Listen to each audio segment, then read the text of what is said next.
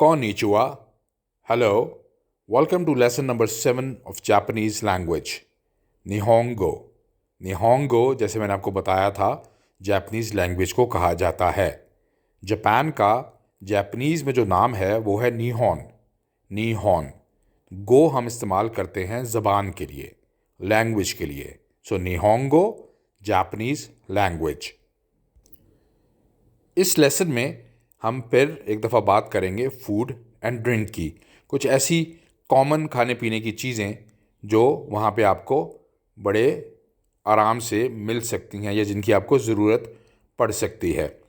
तो जापानीज़ करी ज़्यादा खाते हैं, जिसे हम अपनी ज़बान में सालन कहते हैं उर्दू में।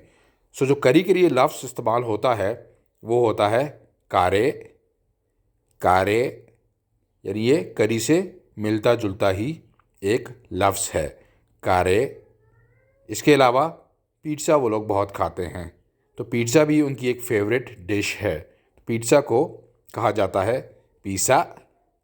पिज़्ज़ा यानी पिज़्ज़ा ही है, लेकिन इसकी जो प्रोनाउंसिएशन है वो थोड़ी सी जापानी में मुख्तलिफ होती है, पिज़्ज़ा। इसके बाद आ जाता है केक। केक को कहा जाता है खेके। खेके यानी ये भी केक से मिलता जुलता ही एक लफ्ज़ है। इसके अलावा रामेन एक बहुत ही फेमस डिश है जापान में। रामेन आपको पता होगा, इट्स वेरी कॉमन ऑल्सो। तो रामेन को रामेन ही कहा जाता है। पानी को, वाटर को कहते हैं मीज़। मीज़ ये मैंने आपको पहले भी बताया हुआ है। तो यस, यस को कहा जाता है हाई। हाई मीन्स यस, हाँ, क्योंकि आप अगर कोई फूड ऑर्डर करते हैं तो यस या नो में करते हैं। तो yes is high, no is ईए। ईए, ईए मीन्स नो, नहीं। तो अगर आप ये कहना चाहते हैं कि दिस इज़ केक, तो आप कैसे कहेंगे? के दिस। के दिस भी आप कह सकते हैं, लेकिन जब आप ज़्यादा एक डिटेल में बात करते हैं फूड के बारे में तो आप साथ इस्तेमाल कर देते हैं कोरेवा। तो आप कैसे कहेंगे दिस इज़ के? कोरेवा के दिस। कोरेवा के दिस यानी दिस इज़ केक, ये केक है। फिर अगर आप कहना चाहते हैं हाँ ये करी है, यानी कि यस इट्स करी, आप किसी को बता रहे हैं कि ये करी है, तो आप क्या कहेंगे यस के लिए? हाई कारे this. So it's very simple, high yes कारे दिस। यस इट इज़ करी और दिस इज़ करी। फिर अगर आप कहना चाहते हैं कि नहीं ये पानी है, नो इट्स वाटर, तो आप उसके लिए नो के लिए क्या इस्तेमाल करेंगे? ईए। ईए मीसु दिस। ईए मीसु दिस, नो इट्स वाटर। अब फूड या टेस्टी होता है या टेस्टी नहीं होता, तो टेस्टी के लिए आप जो लफ्ज़ इस्तेमाल करते हैं उसे कहते हैं ओइशी। ओइशी, ओइशी मीन्स टेस्टी, मज़ेदार। तो अब अगर आप पूछना चाहते हैं कि क्या ये मज़ेदार है, क्या ये टेस्टी है, तो आप कैसे कहेंगे?